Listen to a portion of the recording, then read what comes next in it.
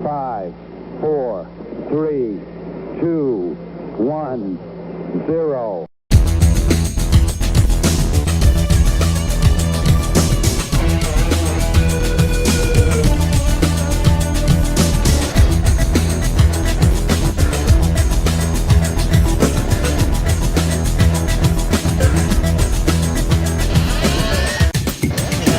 This is the Culture Clash. Liftoff. We have a liftoff.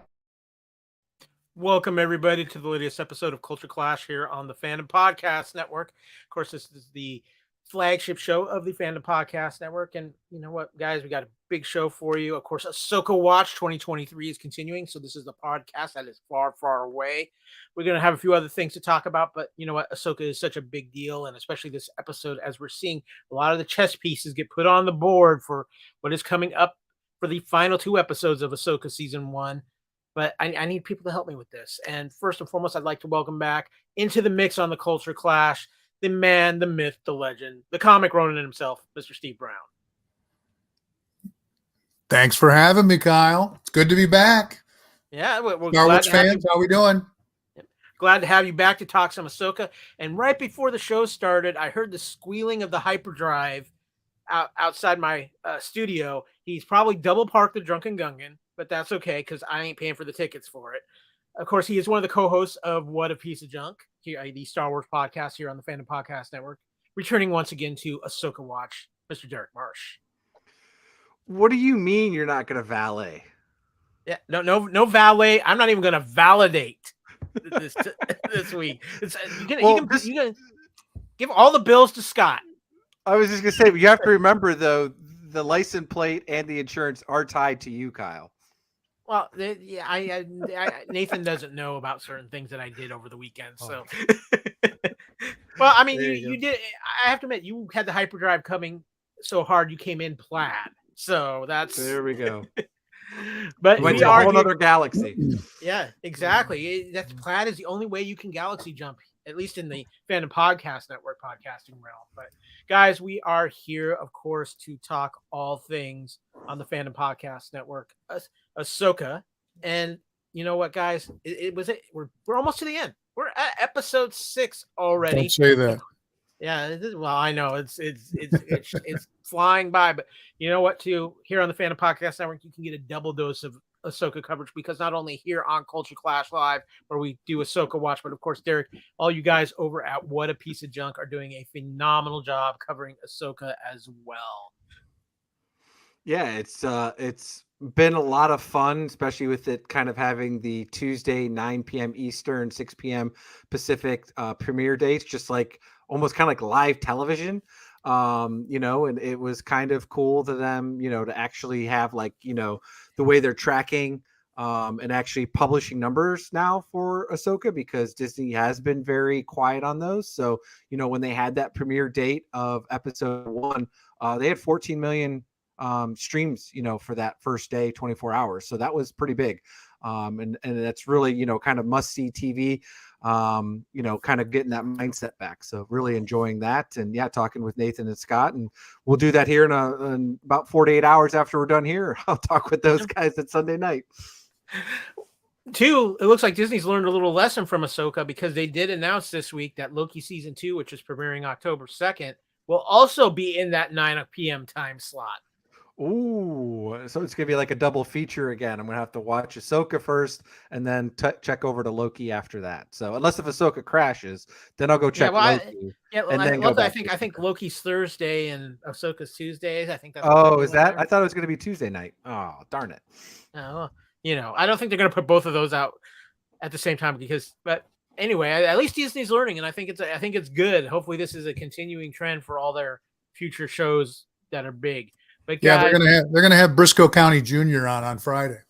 Oh, there we go. We got Young Indiana Jones Chronicles, the new version. But guys, we are going to be talking everything Ahsoka, which means that's right. Spoiler alert. We're going to be doing the deep dive into episode 6 of Ahsoka, Far, Far Away. So if you have, for whatever reason, not watched the episode, go watch the episode, come back, join us on the live feed, or listen to the podcast version of the show, or watch this show on, of course, on the Fandom Podcast Network YouTube channel. We'll try to give you guys all the options. We love you around here, listeners. But let's get into it, guys. Ahsoka is here. Episode 6, Far, Far Away. We've got so many characters that have shown up in Ahsoka. This one brought a bunch of new pieces onto the chessboard.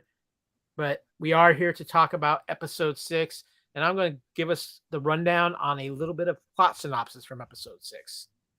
While traveling with the Purrgil, Ahsoka and Huyang discuss Sabine's choice in siding with the enemy to find Ezra.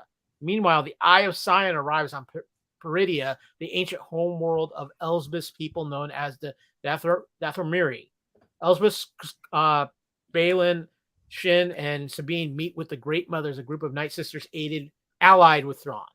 As they wait for the Grand Admiral's arrival, Baylan relates to Shin his belief that the fall of the Jedi and the rise of the Empire were part of an inevitable cycle, one he intends to break. I feel a little Game of Thrones thing going on there. I'm not sure why. Thrawn arrives with his Star Destroyer, the Chimera, and honors Baylan's promise by providing Sabine with provisions, a Howler mount, and the latest intelligence on Ezra's whereabouts. After Sabine leaves, Thrawn orders Baylan and Shin to follow her at their own pace so they can kill both her and Ezra. Surviving an ambush by bandits, Sabine encounters the native Nati and follows them to their village where she reunites with Ezra. While tracking Sabine, Baylan senses that there is a greater power on Peridia and tells Shin that he intends to find it and use it. Anticipating Ahsoka's coming with the Purrgil, Thrawn demands all the details of her history from Elsbeth and orders her to kill any arriving Purrgil. Guys, this was a big episode. A lot of things that people have been waiting for fell into place on this episode. So give me your initial reactions. Steve, what were your first thoughts coming out of this episode? After it was over or partway through it, I felt, it's about time. I really didn't want to wait till episode 8 to get some Ezra and Thrawn action. I was very, very happy with this episode. I've liked them all, but I'm excited about the fact that we've got 2 episodes left now to, have Thrawn and Ezra get more of that. I have some questions about it right off the gate. I almost got a little teary when Huyang started to tell her the story by saying, a long time ago, a galaxy far, far away. I was like, oh, that's friggin' awesome. Beautiful writing. Nice work, Dave Filoni. I thought that was super cool. I have some questions for you guys about the 3 witches, the mothers there. But we'll unpack all that. Derek, what about you, sir? What about this episode? What were your first reactions to this week's Ahsoka? Well, we finally got Thrawn, and it wasn't at the end of the episode like Steve was talking about, so that was nice. And yeah, it was just a great way of kind of seeing some actual, Dathomir witches, actually like legit from the Clone Wars, right? Because if you look at Morgan Elsbeth, you wouldn't have really known much compared to her, the rest of the Night Sisters. So that was pretty cool. Along with just seeing this planet and getting introduced to some new races / new potential resistance and things that are, showing. And apparently no matter what planet galaxy you go to, there's always somebody fighting somebody. So even in this one, we got a bit of clash of differences there. And it was great with the practical effects and all that cool stuff. And we got some really cool new cosplay items for the cosplayers out there, specifically with the reinvented Stormtrooper masks. Yeah, a lot of things. I definitely came out of this episode, gang. Yeah, this is, if you didn't think it before, this is really Rebel Season 5. This isn't Ahsoka. This is Rebel Season 5. This episode solidified that in my mind. But it was a phenomenal episode. I'm so glad that we got to see Thrawn and Ezra both in this episode. And it wasn't, we're going to wait till the very end of the episode and you're just going to get a glimpse. I think this was this isn't the right point to put them in and to advance the story and really get the pieces in place. And the other thing about this episode, guys, and I want your opinion on this too. The fact that Ahsoka really wasn't in this episode, yet I found this to be one of my favorite episodes of the season so far. I liked this variety of characters and getting all that. We had a lot of focus, obviously, on Ahsoka in the last episode, so I'm glad they took the time to give us a little bit more with Sabine and Balin and Shin, and obviously the introduction of Thrawn, but not having Ahsoka right there present in the mix of all that. She's going to be coming into that. So I'm curious what you think, Derek, of as far as Ahsoka not really being the centerpiece of this episode and her own show. Yeah, I mean, like I said, we talked about last time, right? It is definitely Rebels season 5. Agree with you there, 100%. And that's why it's kind of weird when they name these shows after characters rather than events or whatever they want to come up with, squadrons or whatever they code names, things like that. Because at this point, I mean, I feel like season 1, season 2 of Mandalorian were about in. But season 3 really wasn't much. I mean, there was some, din, but it felt more like Bo-Katan was the centerpiece, and the Mandalorians themselves. You look at the Book of Boba Fett again. Half of it was about Din and not Boba. And Ahsoka, to be like you said, right? It's maybe at this point, maybe a third of it. It's been Ahsoka related, right? I mean, she's been at least half or more involved in the scenes, but it's really about the other characters, about the universe itself. And really, to even some lesser degree about Andor, but that was definitely about Cassian Andor, more so than, like I said, anything else that they've done. So I really hope for future items, they stop doing this whole character item and just really start giving us code names or whatever group names that they want to do, instead of just giving us a focal character, because then it feels like if they do tie him down to that single character, it's got to be really well written, it's got to really be about them, but then at the same point, then like you talked about, you miss those opportunities to then give us background or character development, especially about the villains, right? I mean, again, you're only looking at 8 episodes. These are averaging about 38 minutes. And I mean, that's, not even a full hour's worth of normal television if you included commercials, because those are about 42 to 44 minutes a piece. So, we're getting short-ended there. Like obviously I'm great when I have to watch commercials for the version I have. But yeah, I just think it's good. I really appreciate the character development. It's nice to get villains. When villains get a bit of character development, that really helps. I hope we get Balin and, background a bit more than what we've gotten, but we may not get that with only 2 episodes left.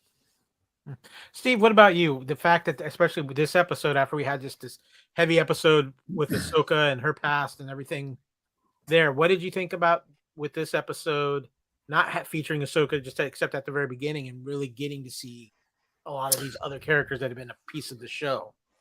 Yeah, I think they, the way it started with her conversation with the droid, Hu Yang, I think it framed it nicely. We know what she's doing. She's traveling a little differently to get, where everybody is. We needed her out of the picture so these things could be established. Thrawn could have his grand entrance, which I have to say the music and stuff was just outstanding. It was epic. It was just absolutely gorgeous. I mean, everything about it was super cool. I don't have such a problem with the naming of the show. I think it's sort of a trend, maybe not a great trend, but it simplifies things, kind of the one word stuff. There definitely seems to be, these things that go in trends, the way they make movie posters, the way they name things. You could assign it some sort of kind of generic name or something that we've seen in the past from some of the novels and stuff like that. I think it simplifies for some of the lesser informed Star Wars fans, maybe people that didn't watch the cartoons, the animated series, Clone Wars, Rebels. I think they're fearful that they've got to walk this tightrope and not lose these people by calling it Rebels season 5. They'll be like, oh, now I've got a project. I've got to go and watch a cartoon, really? And there's a lot of people that might think that. Now, naming it Ahsoka, attaching Rosaria Dawson, she's established in two other shows, brings them in, and then hopefully these people choose to take a deep dive, learn more about her, learn more about why Ezra and Thrawn are there, who's Thrawn. And so, some of these I think are simplified to sort of be gateways for the less nerdy of us. I was talking to a good friend of mine earlier today, and he's kind of taken a little bit of a deep dive and watching Rebels now, and he really wasn't watching the cartoons. And he had a curiosity of, like, he just said, I wonder what people think about the show that aren't watching or never watched the cartoons, Rebels or Clone Wars. And I didn't really think about it. I'm like, yeah, I'm trying to think, would this be understandable? Would it be okay if you had no background on, like, you've only watched Mandalorian and Boba Fett, and then you watch this, you've watched Star Wars movies, but you never watched Rebels.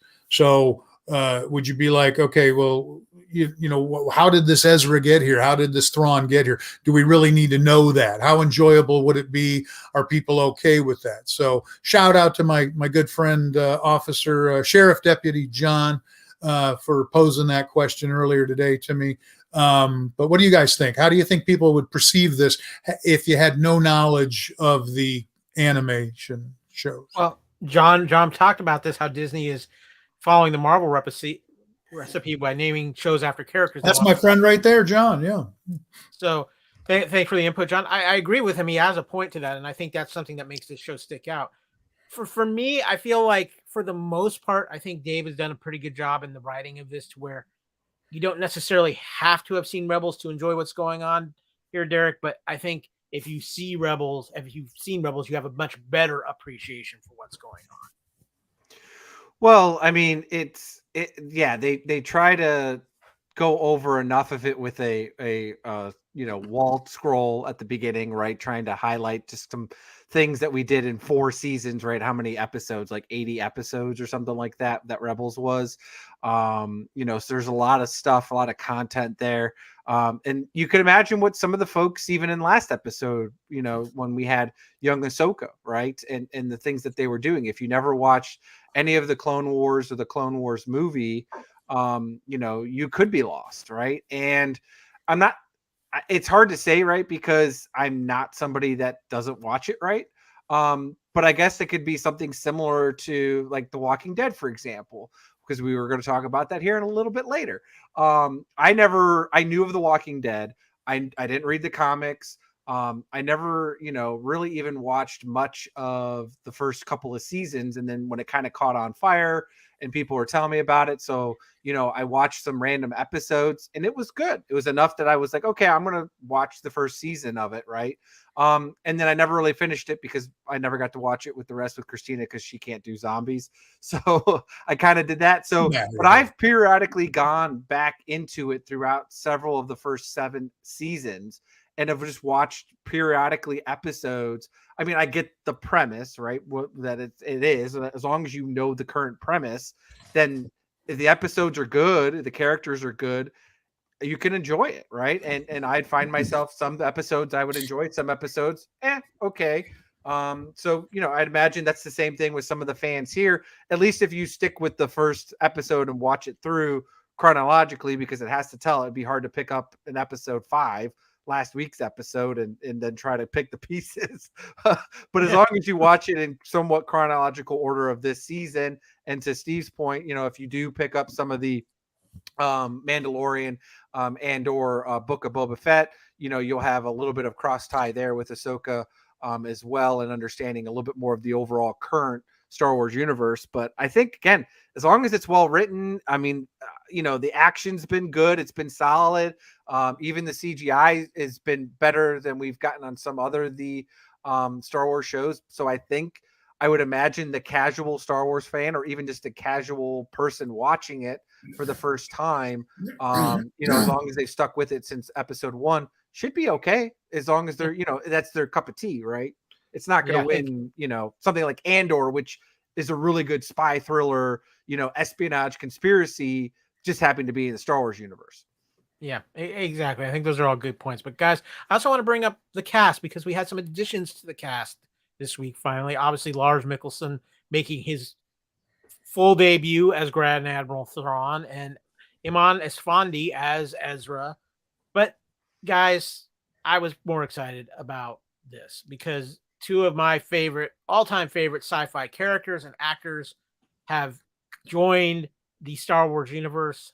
First for me, Wes Chatham, who played Enoch, the stormtrooper with the golden face mask. He played Amos on the show The Expanse, one of the better modern science fiction shows I've seen in a while, and his character was one of my favorites. But if you've listened to Culture Clash, if you've watched any of our shows on the Fandom Podcast Network, you know my love for Farscape. It is one of my top 3 all-time science fiction shows, and the amazing Claudia Black has joined the Star Wars universe, playing one of the Night Sisters.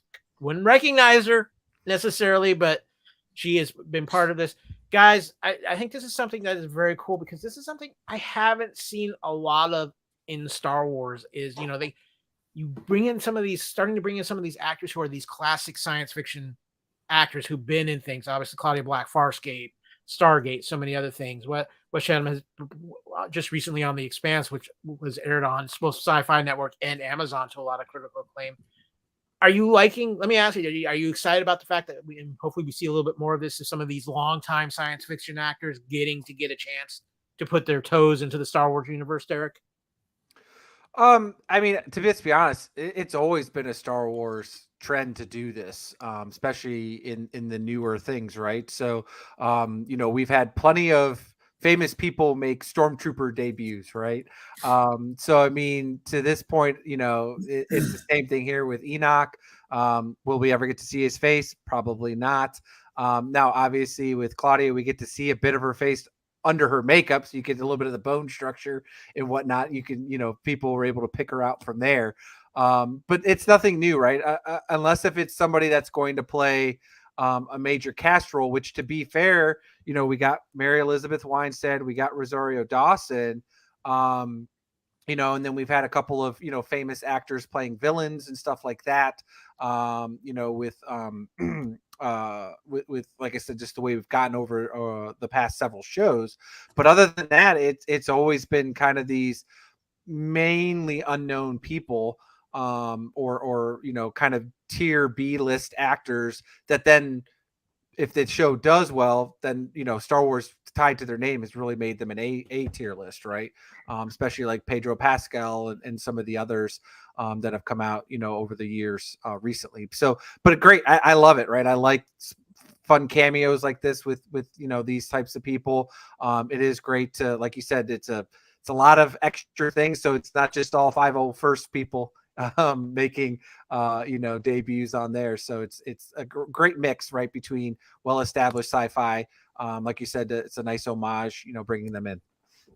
Steve, what about you? Are you happy to see Star Wars? I mean, they've done it a little bit, usually, like Derek said, they're in heavy makeup or they're in Stormtrooper, but because we've had Sci-Fi Channel and Fandom with some of these classic sci-fi series, to see some of these actors getting kind of, I don't want to say it's a call to the majors, but getting to be part of one of the biggest science fiction franchises of all time. Yeah. I'm surprised you didn't mention, but the other two mother witches were Drew Barrymore and Whoopi Goldberg. You guys didn't mention that, but no. I think it's fun as hell. I love that kind of stuff. I'm waiting for the who's going to be the next stand-up comic. I mean, Bill Burr just floored me being in Star Wars and in the Mandalorian series. But I don't know. We're going to see Jim Gaffigan or somebody pop in there. But I love that kind of stuff. I think it's just fun to when you find out you You brought it to my attention earlier today, Kyle. I had no idea that Claudia Black was one of the witches. That's cool. I'd kill to have, one little roll. Make me one of the little Nati with a little shell, a little hermit crab, Steve. I don't know if we have a shell big enough for you to fit in, but we're working on that. I could be like I could be like Bowser. I could be, Well, guys, it's time to hit the holocrons once more because I got a little Star Wars trivia for you.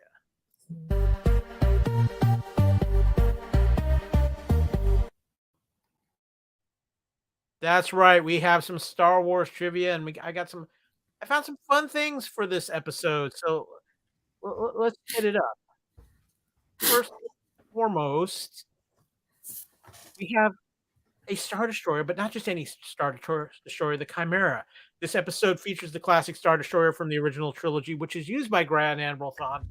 Not mentioned, but officially recognized, an Imperial class Star Destroyer is 1,600 meters, 5,200 feet long, and at a full crew, it has a capacity for 9,235 officers, 27,850 enlisted personnel, and 275 gunners.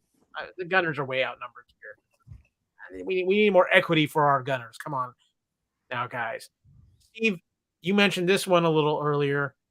A long time ago in a galaxy far, far away. This is the first time that this line has been said in Star Wars media. It's never been actually said by a character. Yeah, I didn't think so. I thought that was incredible. Despite existing for more than 40 years, it doesn't add much to the story, but it was so cool to hear Professor Yang say it. And who better to say it than David Tennant? Really, come on, guys. It was beautiful. I loved Derek, was there a little bit of choke up there for you when he goes into that? It was great. It was wonderful. But the problem was that I disliked the most was that then we got to go see the rest of the show. I was hoping we're actually going to get just to piss off everyone and not actually have Thrawn debut this episode. I thought they were going to do a backstory completely out of the woodwork. I was like, okay, well, maybe we'll get Revan or something, right? That would be really cool. You get a whole Ewok holiday Christmas show. Yeah, we're gonna get a Caravan of Courage in the middle of the season. So, next up, a little Clone Wars throwback here. Mother Talzin. The reason why I'm bringing this up is because the Great Mothers were wearing the same robes that Mother Talzin used during the Clone Wars. She was the leader of the Night Sisters of Dathomir and the mother of both Maul and Asajj Ventress. So, yeah, Dave's getting his Clone Wars tie-ins here, guys. That's always fun. This is where I have my questions for you. We're going to get into the Night Sisters in a little bit. All right. Oh, good. Okay. Okay. Enoch. Captain Enoch could be named after Enoch, the man whom the Bible refers to as the man who walked with God and he was no more, for God took him.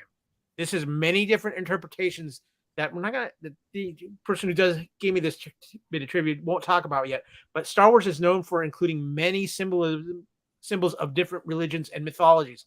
Hopefully we'll see if there's one for this too after the final 2 episodes. There's something more here with this character, guys. I see it, the look of it, the mask, how everything's going. Yeah, I'm intrigued. But this is the other thing that I really noticed too. Kintsugi. Thrawn's troops have been through a lot, and I'm sure that getting defeated in exile broke them figuratively and literally, but they have been repaired with what appears to be gold. Kintsugi is the Japanese art of repairing broken things with gold. This is considered a celebration of the object's imperfections. Once the object is repaired, it is considered stronger and more beautiful. In true Thrawn fashion, the armors of all troopers have been restored, and their resolve is probably greater than ever.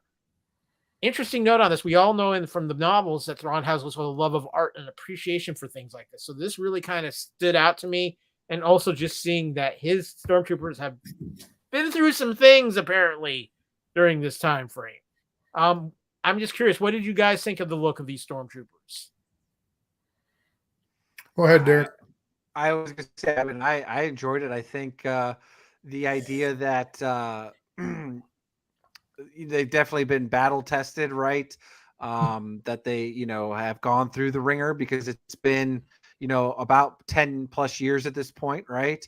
And it was a single Imperial Star Destroyer. Obviously, it had, as you mentioned, a pretty vast amount of troopers. And even when, the comment later in the episode when Morgan Elsbeth asks for more troops, Thrawn's not able to give it because he thinks, all they can really supply is just the two squadrons to support. To go after Balin and Shin, as they chase Sabine and Ezra. So, definitely, give some air of mystery there. To your point, they've had to repair it because it's not like they've had a depot of, the Imperial finery to replenish their armor. So they've had to hot patch it somehow. I love Ghostbusters quick response unit here. I could hear all the 501st members saying "ooh" and dreaming of new builds. I have a feeling we could be seeing some new look 501st very soon. But Steve, I know you also have an appreciation for the Japanese culture. Did these catch your eye when you saw them on screen? Yeah, very much so. I thought it was very eerie, very creepy. I liked how they were all different. They all had there wasn't a uniformity to it. The red banding obviously tying into the three mothers there, the sisters, whatever they're called. There's obviously some influence with that.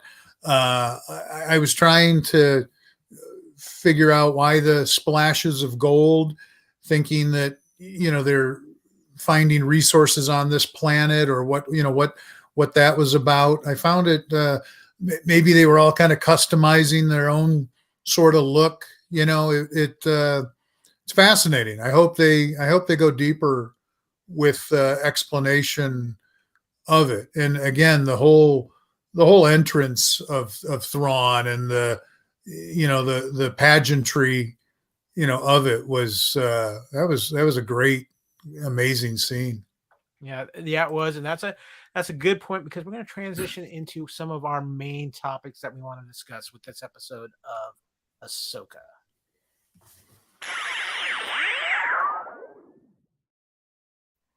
Guys, topic number 1, Thrawn. He's here.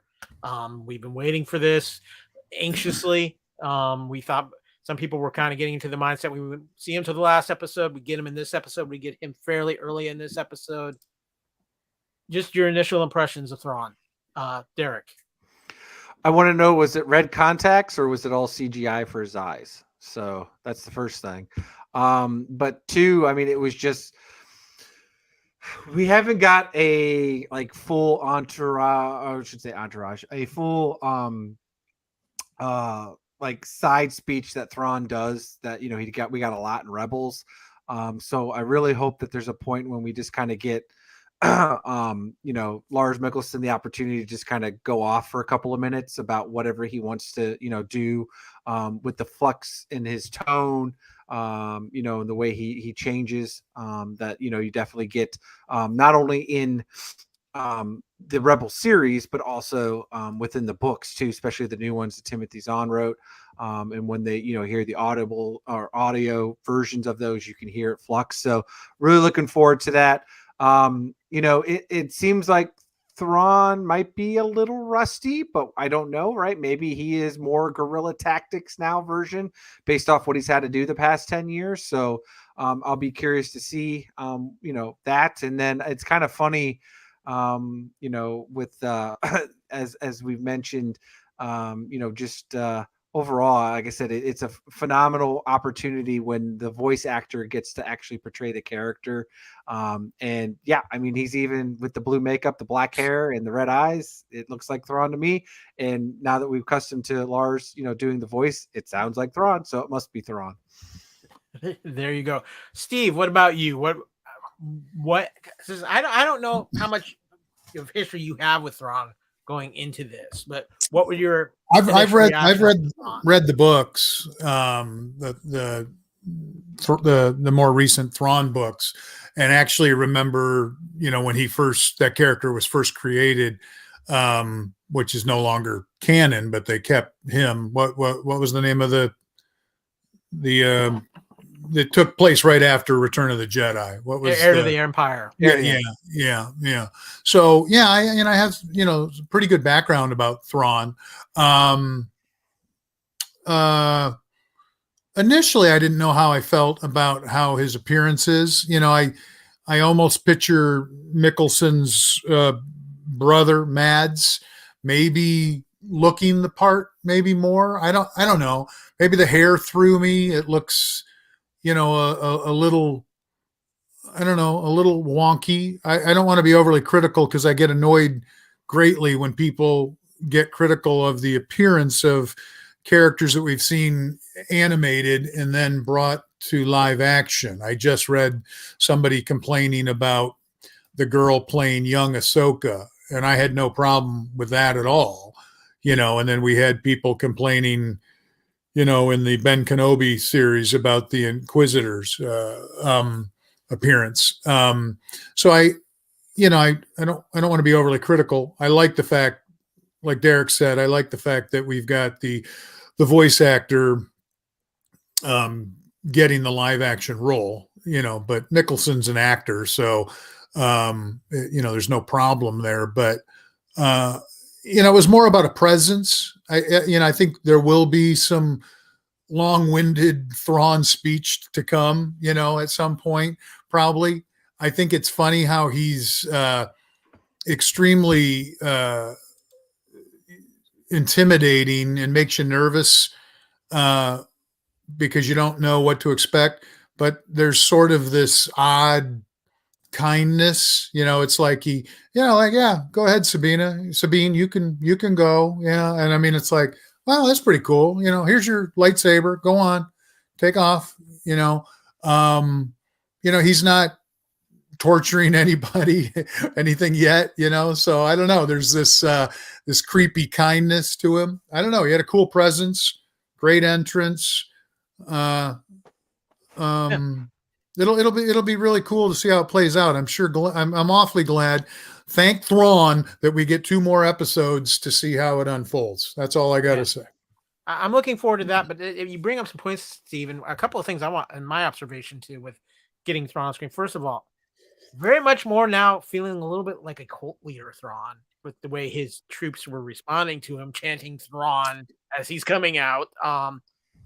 Also interesting to see. And this is something that it screams within character of Thrawn, of him learning to adapt and change his tactics a little bit, working with the Night Sisters, where he might not have done that in the past around time of Rebels and the Thrawn novels.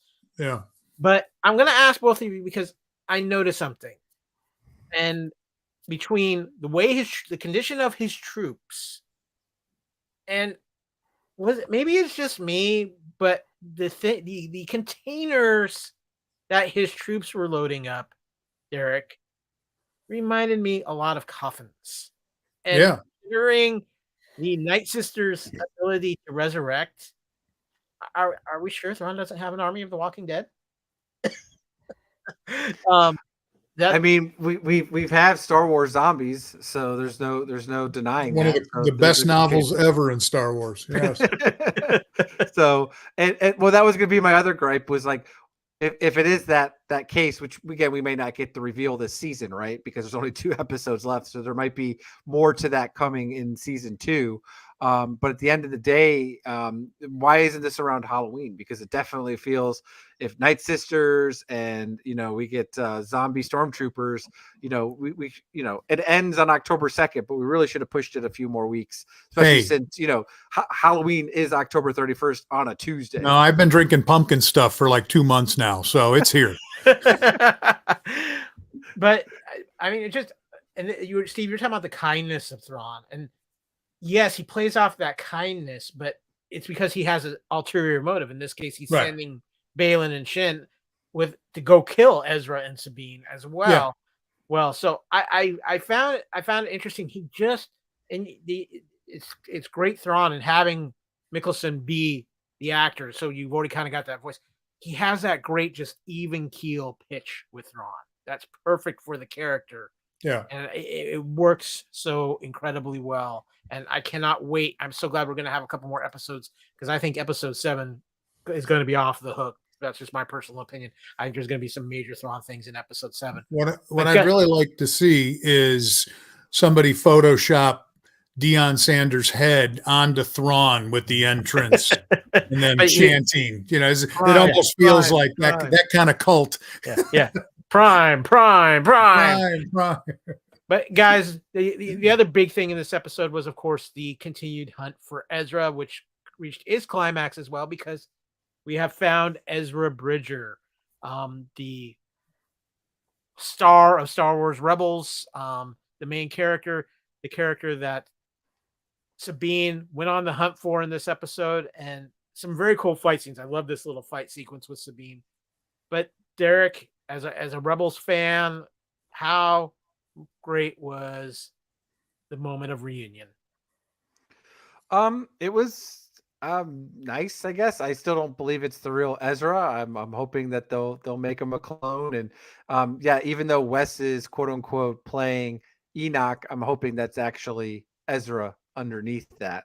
When they actually do the reveal, it's not Wes's face. He's just playing, as a body stunt double for it. So we'll see.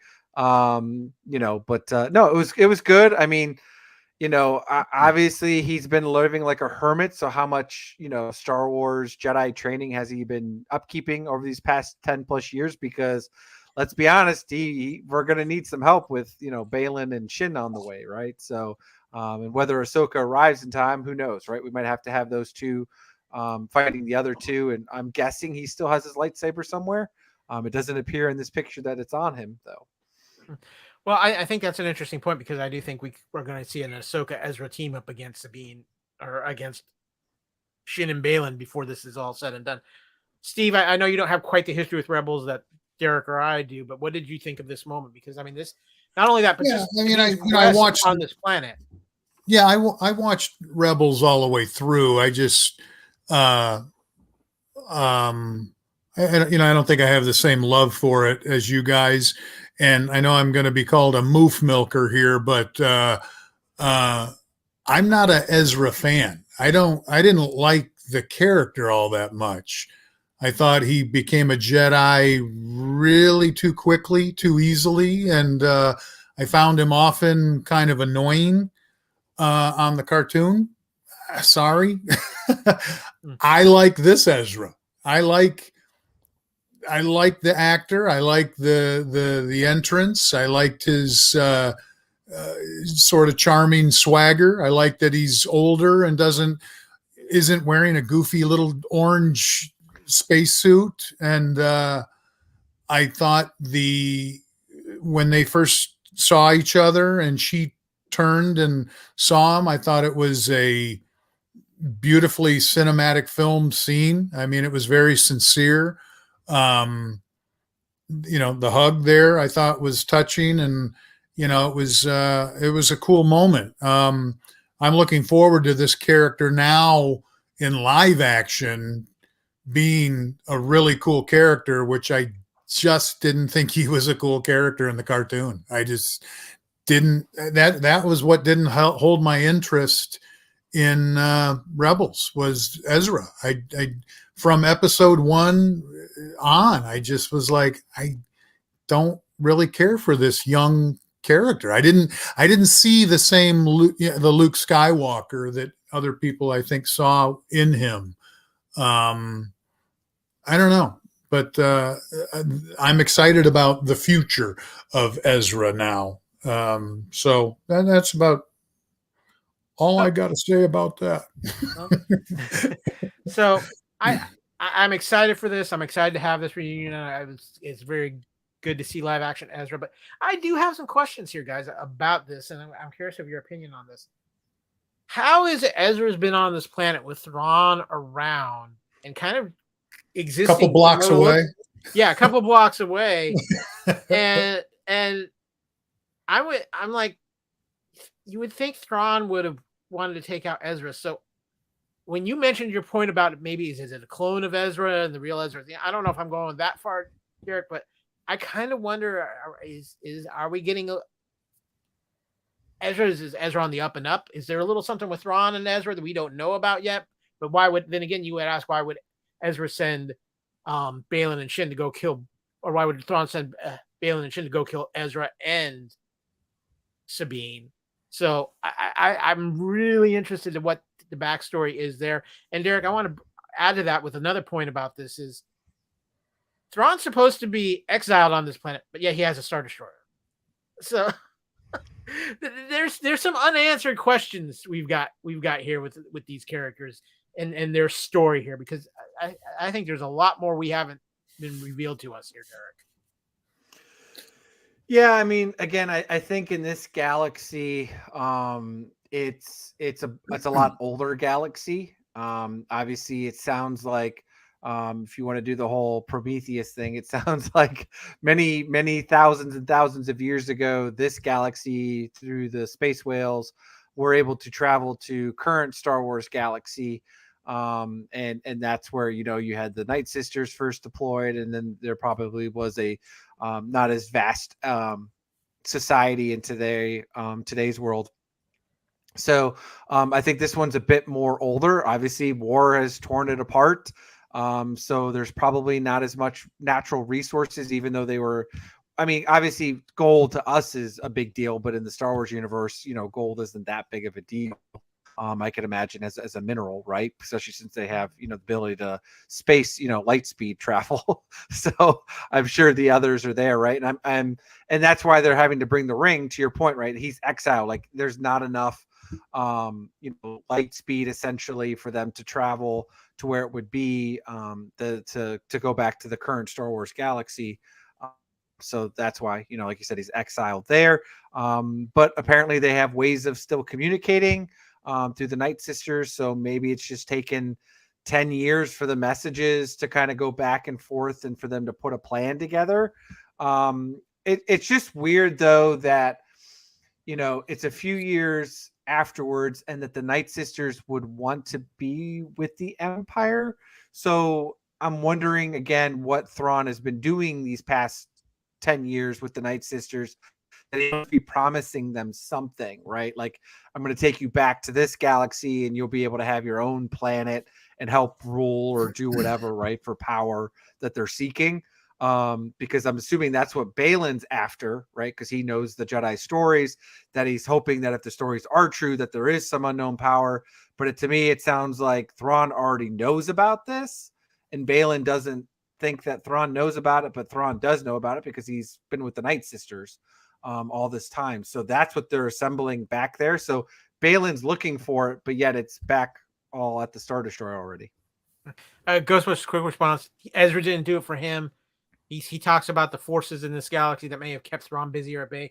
And of course, the factions are just both looking for a ride, which just leads me to believe, I cannot believe there's not Uber in galaxies far, far away. Come on now, Uber. I'm highly disappointed in you. But Steve, same question to you. It feels like there's a lot more to the story we're not getting. Are you feeling that? Is like there's got to be more to the Thrawn Ezra thing right now. I might need you guys to fill in a few blanks.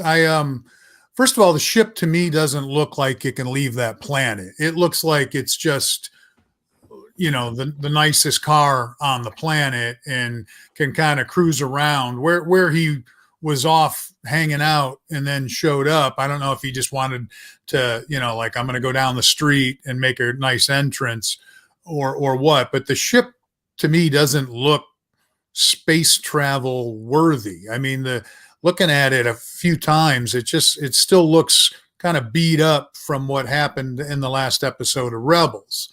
Now, correct me, are they unpacking the ship and going into the ring and going back that way? I mean, they're talking about 3 days of like kind of moving things around. They're going to just leave the Star Destroyer there. Is that what you guys gather? I think they've got the ring set up kind of like maybe the old Jedi ships where they could kind of attach themselves to the ring. Maybe they can. So what's the purpose of all the moving the coffin type cargo containers around? The impression I got was they were moving that into the Star Destroyer. Like it was probably on the ground and now they're loading up the Star Destroyer. So the other thing is because that ring is not on the planet. In the trailers for the show, before the show ever started, we see, I believe, images or footage of Thrawn on the deck of Morgan's ship. So I don't know, if they, how that ultimately is going to play out. And then my other question is, where'd the sisters come from? Were they already on his ship, or were they on this planet? They were on that planet. That's a good transition, because, guys, I do want to talk about the characters that are probably, I'm kind of shocked they're this big of involvement in this show, and that's the Night Sisters, Derek. Obviously a big part of Clone Wars, a big part of the Dave Filoni Star Wars history with their with the way he tied them in with Maul and Savage Ventress and Dooku, as well as just their place. So I have two questions for you before we get to Steve's questions, Derek. Are you surprised by how much now they're revealing the Night Sisters are involved on this? And what are your feelings about this? Because I just wasn't expecting this, and to find out that they've been kind of helping Thrawn influence from far, far away is very an interesting concept to me. So, I think it's kind of the quote unquote easy button scapegoat that they can use, because one of the reasons, obviously, as they've expanded the Star Wars universe outside of what happens to be the middle of the story, right? With episode 4, 5, and 6, right? Like, where was Thrawn this whole time, right? Even though they did have to retcon the Chimera, because the Chimera was supposedly originally at the Battle of the Death Star 2, but they had to retcon that, right? Because that's, again, what happened. And I thought the way they ended Rebels was good, right? Because that's how they were able to remove Thrawn and remove Ezra, a Force user that was fighting for the Rebels at the time, outside of this current, to be able to keep continuity between episode 4, 5, and 6, 4, 5, and 6, right? Now that it was so well taken, everybody loves Thrawn, and now that they're giving this the ability to even go further beyond with the live action, and with this is opening doors. This is how, again, they can bring Thrawn back, because this is another, they can use the magic, right? Not that the Force wasn't already magic enough, but you can now use another type of magic that allows that to happen, right? Because in theory, the Force is always there, but the Force, for the most part, from what we've talked about, most of those Force users, specifically dark side Force users, are out of the picture, right? But the Night Sisters aren't. They've always been there to some degree, right? So this, and we never had as much, so it's a great way of exploring the Night Sisters. But again, that's how I'm perceiving it. That this is where Filoni's able to then bring back these characters, bring them back to the current Star Wars galaxy, and it still makes some sense, because we're going to actually see witch magic in the space fantasy world. So. I find it interesting too with the Night Sisters, because you're developing a couple of interesting things here too that I've noticed. Is that, one, because of how the Night Sisters reacted to Sabine, that just puts the whole Sabine thing in yet another different trajectory here, because if they're actually seeing her as a Jedi threat when she can't even barely use the Force. What's going on there?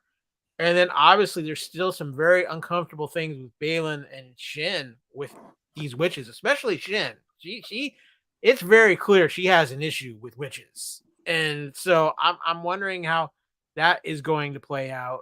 I will say this, I think it's definitely, having them involved is definitely upped my interest level, because I'm curious now how all these pieces are ultimately going to fit together in whatever the bigger picture is that's being told here. So I'm really curious how these three mothers are going to play out. And I just another comment too is when they arrive on this planet with all the statues around, I was kind of feeling like, oh, so they got the people who did all these statues for Chronicles of Riddick on this planet to do all these statues. I was getting that feeling from it. But Steve, you have some Night Sister questions, and I'm kind of curious about your thoughts of your impression of their involvement. They first of all, they offer sort of a Dune kind of element to Star Wars, this mystical, creepy, kind of vibe.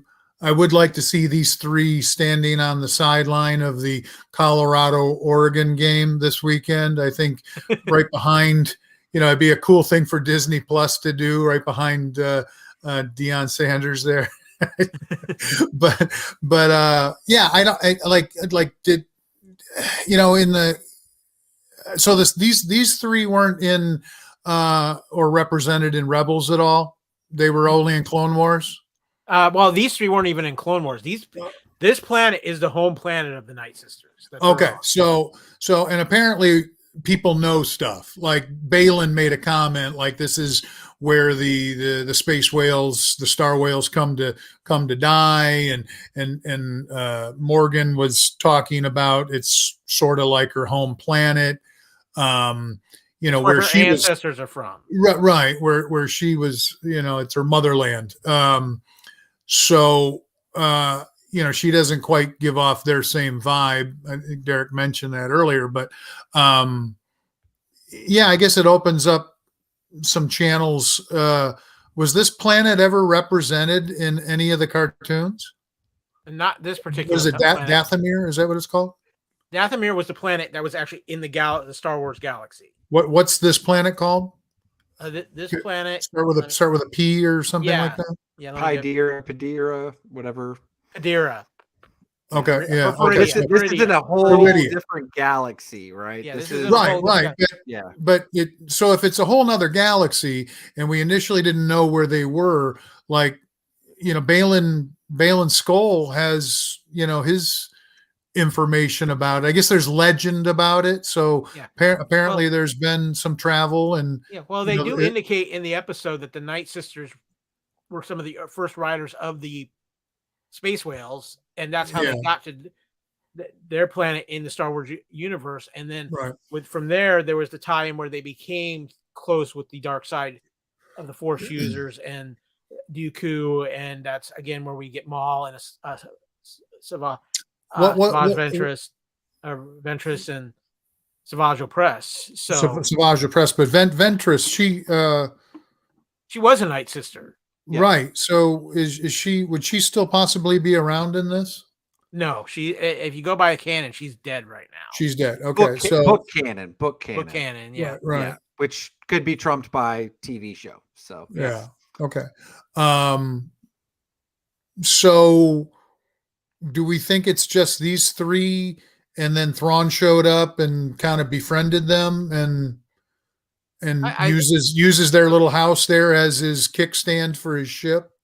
I think that's something that will probably get revealed in the next episode of how this relationship came about. But knowing Thrawn and knowing the Night Sisters, it's Derek. I got to think it's probably more of who's trying to play who at this point.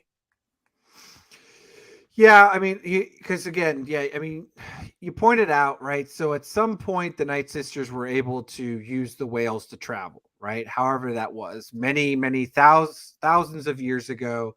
And then that's where they were able to set up multiple planets, because Dathomir, if you remember through the Clone Wars, Dooku and Grievous destroy the Night Sister homeworld, right? For the most part, there's a few Night Sisters that survived or scattered amongst everyone, right? Obviously, Morgan Elsbeth is probably not actual Dathomir blood. She is probably, the typical religion cultist type deal that's anointed. She probably has some magical powers, but she's not of pure blood, right? So she's not able to do all the true mythical things that a true Night Sister should be able to do. So, so at some point, the Night Sisters lost that ability, right? Because otherwise, to your point,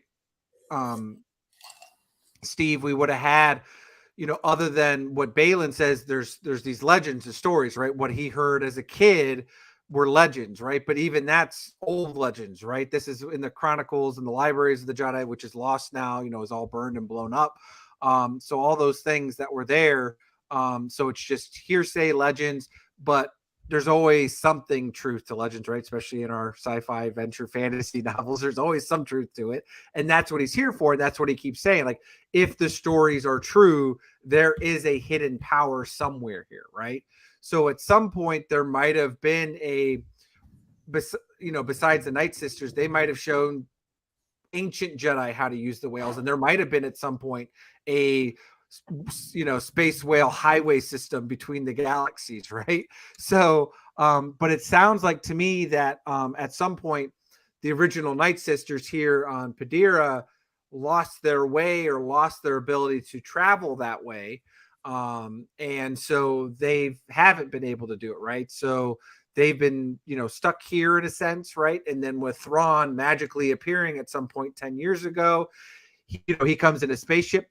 For all we know, there may not really be much of a, spaceship way of travel in this galaxy. They might all be through mystical creatures of some sort, right? That's their vehicles, right? Like horse and buggy in a sense, right? While some, in that galaxy of current Star Wars, they're in automobiles, right? So him come here in an automobile, it's like the Native Americans, and they're all trembling and, because they're not used to whatever this is, right? So that's where he comes. He befriends them because they show him like, hey, but you don't know that, right? We're hopefully going to get that backstory filled in at some point of what that relationship between Thrawn and the Night Sisters are. To your point, Kyle, right? There is a potential, are the Night Sisters really using Thrawn? I think the way that they're talking is Thrawn is going to bring war to that current Star Wars galaxy, wipe it out. I think this galaxy, again, is more ancient than the current Star Wars galaxy and is dying. And I think that's what the Night Sisters want to do. They want to go and colonize the current Star Wars universe, and that's what they need to do, right? So they're going to use Thrawn as that vessel of war, and then, help him recreate a new, Star Wars galaxy with the Empire or Thrawn in control and the Night Sisters, at least having some stake and claim at some point, right? Like, hey, you help me get back, I'll give you 10% of the galaxy, right? So they'll have, several planets to reestablish themselves. Yeah.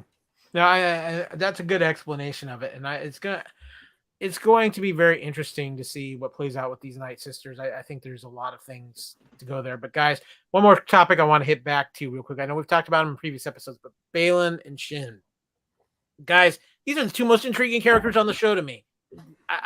I could watch a whole series about these two and what brought them together, and it just makes it so much more frustrating, the fact that Ray Stevenson is no longer with us. But I find it so intriguing because of how they're setting up these players.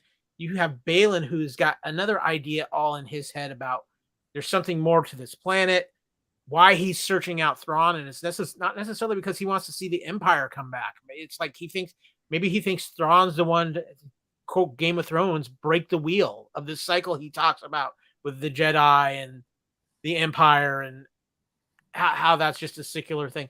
But one of the things too, and Derek, I can't remember the exact wording he used, but he was talking about like this new Jedi that's out there, these not properly trained Jedis. He almost, like, I want to say he called them junk Jedi. Boken was the word. Boken Jedi, and that's what Sabine is. That's what Ezra is.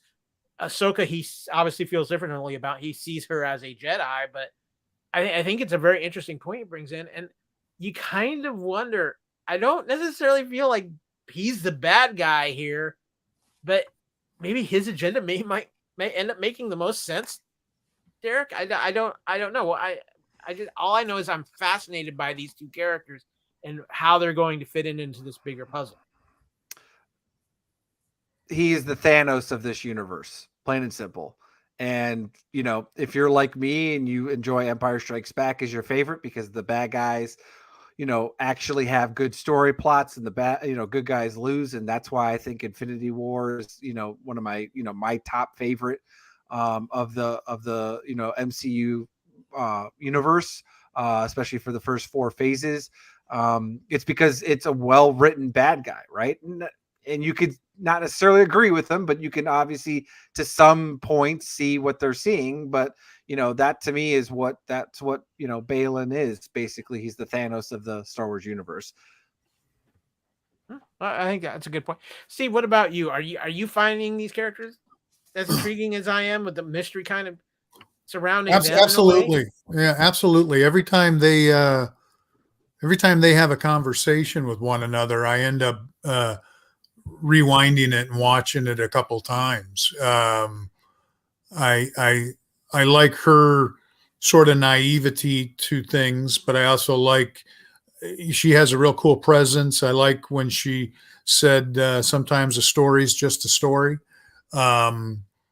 Balin clearly has something going on, but he's like a third party candidate. He's got some grandiose ideas, but I don't know if it's going to come to fruition for him. I have a sneaky feeling that he may be killed in this next episode, or the two of them are going to be left on this planet. I mean, obviously, with Ray Stevenson unfortunately passing away, which is just it's such a shame. But they have to do something.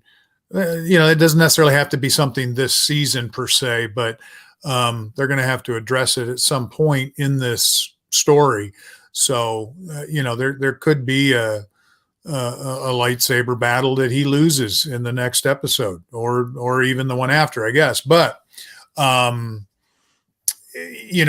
hope we at least find out what his thought process is. Obviously, he didn't get what he wanted, because we have the sequel, trilogy, and things are still kind of going on, the same way. It's the same thing we keep repeating, the same war and Jedis and dark side and all that. So obviously it didn't work out for Balin Skull, but I find him. Hang on one second. Come here.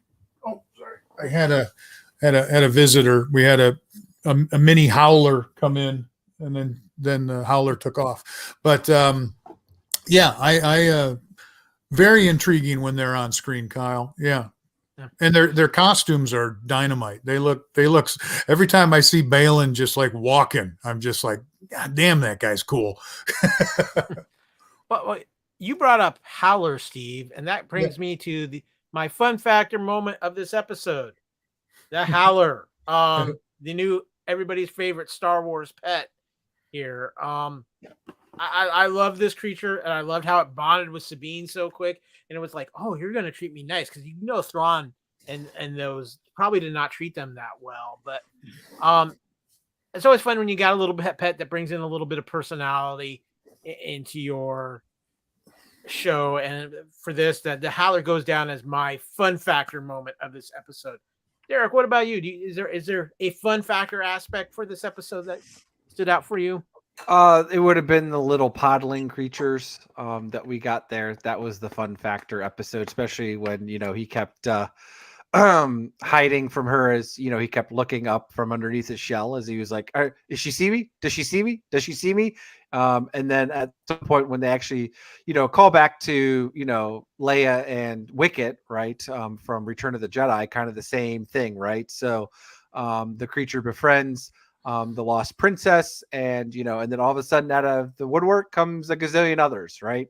And like I said, and then that's how we find Ezra conveniently. But I thought that was a funny moment, was that interaction for the that minute or so there that we get. Yeah, Ezra makes them his rebels. They all have the symbol. What about you, Steve? I have a feeling the Howler was probably your fun factor moment of the episode. I enjoyed all these new creatures, but I think maybe I saw the director's cut of this episode, because my favorite fun factor was when Morgan said, "Thrawn, what have you been doing all this time?" And then he responded, "Well, me, Enoch, and Ezra Bridger have been binge watching Bridgerton, Nash Bridges, and the bridges of Madison County. It's amazing we still get Netflix here, don't you know?"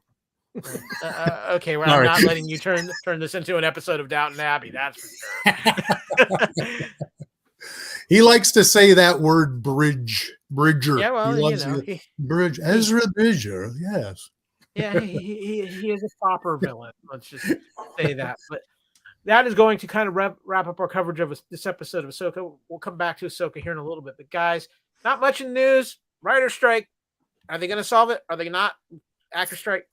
Are they going to solve it? Are they not? That seems to be the news cycle these days. And it's also of how it's affecting the amount of things to watch out there. It's kind of getting thin. But I did find something I wanted to comment on. So once again, it is time to buy it, stream it, or unsee it. Now, guys, I want to talk about a franchise. We've been talking about Star Wars, and Derek, you actually talked about this franchise not that long ago in this episode that has definitely many people have felt past its prime and expiration date. But I want to talk about The Walking Dead, specifically Daryl Dixon, the new spin-off show of The Walking Dead. I'll be honest with you, we had the first spin-off show, Walking Dead, Dead City, with Negan and Maggie in New York, and to be honest with you, that felt a little flat to me. There was okay moments in that, but it just felt like more of the same. I watched the first episode of Daryl Dixon. I know the second one is out. I have not had a chance to see it yet, but this even based off the first episode, I'm not going to say The Walking Dead is back to prime. This is definitely something different for The Walking Dead. It's taking place over in France. There's a whole story of how Daryl Dixon gets over there. It looks like we might see a familiar face or two before this is all said and done. But it's really giving us an interesting new dynamic to see a truly different area of the world of The Walking Dead. And it's very intriguing. Steve or Derek, have either of you had a chance to check this out at all? I really want to see it. I haven't had a chance to check it out yet. I'm very happy that in that world they've gotten back to traveling. It's nice that they can go places and have vacations. So I'm hope he's having a lovely time in Paris and having a creme brulee and meeting ladies and having a good time with his crossbow. But I'm joking around. It looks pretty cool, and obviously this is a very, very well-liked character, a character that wasn't in the comic books. But yeah, I'm looking forward to checking it out. I don't mind letting it get a couple episodes ahead of me so I can bang out 2 or 3 or 4 all at once. Maybe me and Ezra Bridger could binge watch it. Yes. Mm-hmm. Yeah. What I will say about this is, without spoiling anything, they add a new dimension to the walkers. Apparently, European walkers have some different abilities than United States walkers. They all wear berets. Look down on you, smoke stinky cigarettes, that kind of thing. But I want to ask you guys this too, because this is something I think this Walking Dead is actually a pretty good thing to reflect something that I think that is going on. Is we have a lot of major franchises that a lot of people are feeling like, okay, are they starting to hit their expiration dates, or have we been oversaturated with that? There's been talk of that with Marvel. There's been talk about that with Star Wars. I think The Walking Dead is the one that went past its prime, but there seems to be at least interest in the spin-off series since it's coming out, because it's going to wrap up some hanging plot threads and things like that. My question for you guys is this. Do you feel like this is just an attempt to keep The Walking Dead alive, that they're just not pulling it off of life support, or do you think there is something there that they can capitalize on if they're writing this different than what we got from the too long run of The Walking Dead, Derek? I mean, come on, let's be honest. It's been their gravy train for a long time. I mean, AMC puts out some really good series. Let's not, we got Breaking Bad, Better Call Saul. They've obviously done pretty well with the original Walking Dead, and like I said, the first 5-6 seasons was must watch TV for a lot of folks, right? Kudos for the folks that have stuck it through the 11 seasons, and then the folks that are sticking through this, right? If it's your interest, then cool, right? There's obviously a lot of horror fans out there that enjoy zombies and this type of thing. I'm not saying I don't dislike it. I mean, I enjoy the kind of stuff. I just wouldn't want to sit there and just, I'd rather watch it in a movie, or, to me, perfect for Disney, limited series, right? Give me 8 episodes and tell the story and be done. I could do that. And like I said, I've gotten to the point, zombies really, to the most part, have been overdone. I would really like to see if they do that continuation of World War Z, with the Brad Pitt franchise. But outside of that, like I said, it comes and goes, and at some point it's overstayed its welcome, for me at least. Like I said, if you enjoy it, just like Star Wars for some, it's not something, right? Star Trek for others, so that's fine, right? So, but if you enjoy it and it's good, again, if you write a good story and then you just happen to be able to place these characters in these zombie universe in it, and it works fine, then great, awesome. I think for me that what they're doing right now with these little mini series, they're running about 6 to 8 episodes each. is a good way to keep the world of The Walking Dead active, because there's so much diversity you can do within that world. And I think that if they use that to create more diversity within that world, I think it's great. If it just ends up being more of the same, then yeah, I mean, Dead City felt like more of the same. Daryl Dixon doesn't. And Steve, I know you were a big fan of The Walking Dead. We were both fans of the comic. Obviously, the show and the comic diverged greatly at one point. Where do you feel the franchise for The Walking Dead is right now? Yeah, there's probably a pretty huge burnout factor, but again, this is such a popular character that if you were going to have success, spinning him into his own show is probably going to be a hit. I think it would be, like to Derek's point a little bit, I think it would be more intriguing if they said to us, this is going to be one season only, or maybe 2 seasons only, and then it's over. So we kind of knew what we were committing to, so to speak. The Walking Dead regular series started to get so confusing with so many characters that it started to feel almost like a zombie soap opera, you know? I like the whole post-apocalyptic kind of world, and what would you do, and and killing off main characters and stuff. I think that was the brilliance of the book, and it wouldn't have worked as an HBO movie. Then it's just zombies and it's action. But this was about establishing a character, falling in love with the character, and then having that character ripped away from you. But it sort of went off the rails a little bit. I still need to actually go back and kind of finish it off. And I only watched the first episode of the Negan show. Dead City. Yeah. I only watched one episode. And I was intrigued by it because of the environment, and he's great. But I am interested in this show, but obviously I'm not so interested that I've had to run out and see it yet. I know it'll be there. So, I don't know. I would actually like, Derek brought up World War Z, and Derek, did you read the book? No, but I know it's all based off the books. Yeah. Well, the book was brilliant, and the movie really wasn't the book. So if they were to do the book and have it be the prequel to the Brad Pitt movie of how it all kind of started, that's what and I highly recommend the audio book, because I think Alan Alda and Benicio del Toro and maybe somebody else, it's sort of broken up into like 3 different stories of what occurred and happened and how it came to be. I think it would be a really cool way to do a prequel to World War Z. Didn't they try a series for a little bit on that too? They talked about it, but nothing's really happened. What was the other zombie series that they did not that Zombieland. They were talking about doing Zombieland. Well, that's the comedy one. There was something else too in there, but yeah, I mean, I guess, somebody had posted in the comments they were kind of over zombies. Again, if you come up with something new and clever, I thought The Strain was a brilliantly done show, because I love the flashbacks to the World War II and stuff in it, and anything that Guillermo del Toro does is usually money.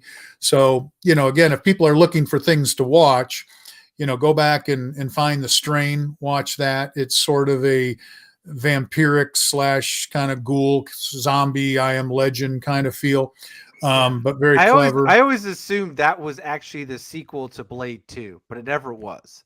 Yeah. It kind of make you feel that way with some of the designs they use. There's just more depth to it. The villains are great. There's more depth to it. I'm interested for sure. Yeah.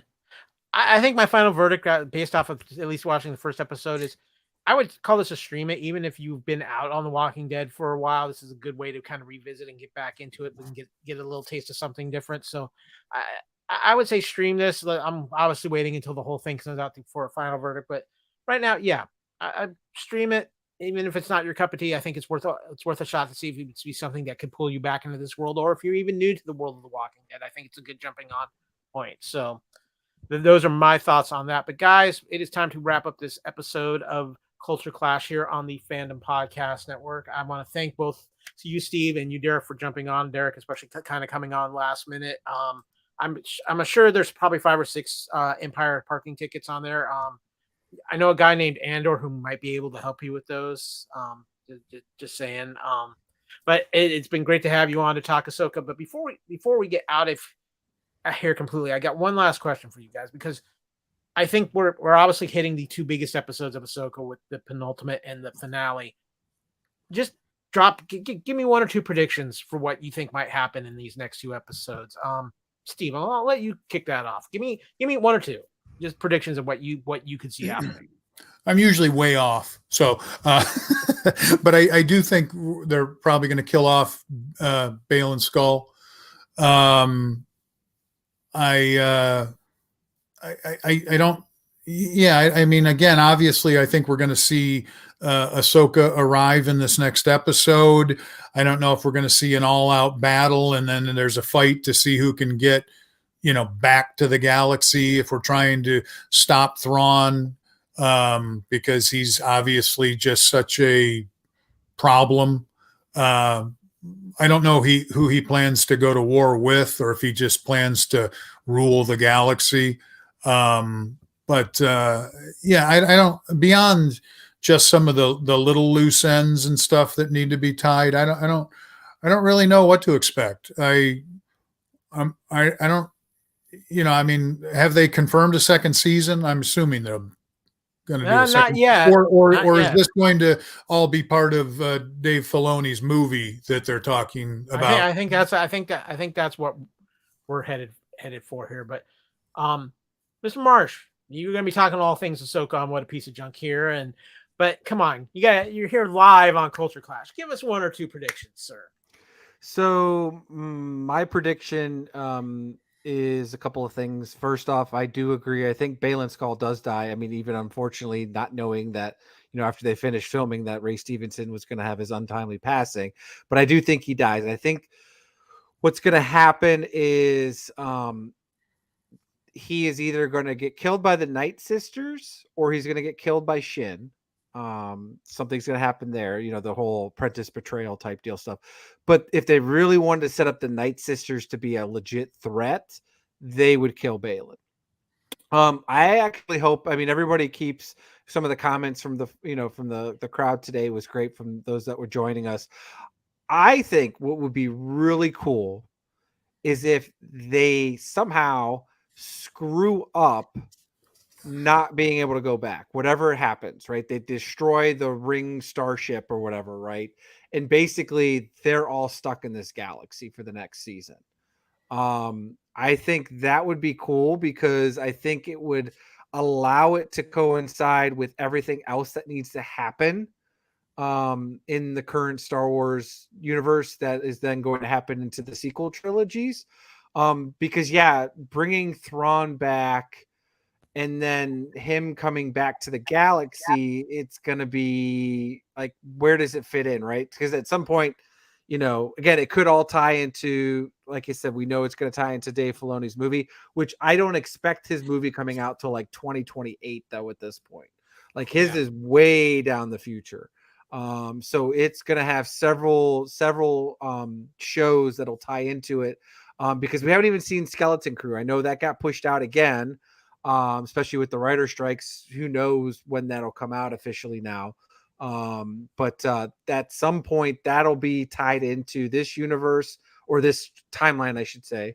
And then we know The Mandalorian, as well as the Book of Boba, and Ahsoka, which is AKA Rebels, is going to tie all into that. And it would make more sense that if they did a whole bunch of stuff on the side here in another galaxy, and then for the movie, like the last part of the season finale or the final season of Ahsoka, Thrawn comes back to the main Star Wars galaxy. And then that's how the movie then gets tied into it, where they then have to assemble all of the, rebel forces and all of our heroes and friends that we've accumulated over the time, right? And maybe we'll actually get, another version of Luke Skywalker to come at that point. But I think it would be best if they went that route where they just wouldn't, even have them come back for several seasons. And that's just basically Ahsoka, Huang, Sabine, Ezra are on the run from Thrawn and his zombie stormtroopers and the Night Sisters. So a couple of things for me. I agree. Balin's going to probably die before this is out, and I think he dies probably sacrifices himself to protect possibly Shin or Sabine from the Night Sisters. I think that is a possibility, or he betrays them and they kill him for betraying them. I have this prediction, and I'm fairly believing this. If you are expecting the final episode of the series to wrap up the storylines in this series, you're going to be highly disappointed. This is going to end on a cliffhanger and with a lot of questions. And as I think about it, it makes me think, you know what, guys, I need to do a little something because it's the only way to be sure. I'm going to bomb it from orbit with one of my predictions because I have a sneaking suspicion that this season will end with Thrawn getting off the planet, but most of our heroes still stuck on the planet. And that's going to lead to something of the events in Skeleton Crew, and possibly, depending on what they do for a next season of Mandalorian. But I have this envisionment, and I know some people who are going to hear me say this might be like, no, please be wrong, Kyle, or you're just way off base. I could see Grogu being the one to somehow communicate with the Pearl Girl to help find Ahsoka and them stranded on the planet so they can go rescue them to bring them back to take on Thrawn and his army. And I'm going to say army of resurrection, because that's, I think, the deal with the Night Sisters. I think they're resurrecting his old troops. And that's what that's going to lead to, because I just have a feeling, and, Disney loves to market some Grogu. So, guys, that is my...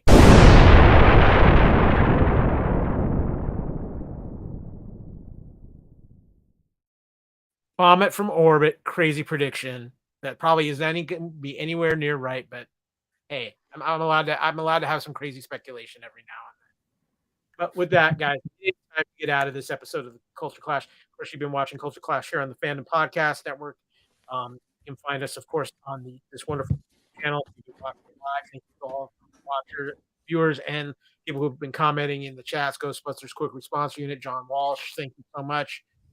Again, thank you to Derek and Steve for being awesome on this.